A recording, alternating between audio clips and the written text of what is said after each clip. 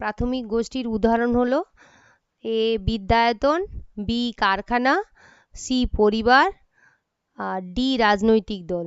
কি হবে? প্রাথমিক গোষ্ঠীর উদাহরণ হলো পরিবার। হ্যাঁ, পরিবার হচ্ছে প্রাথমিক গোষ্ঠীর উদাহরণ।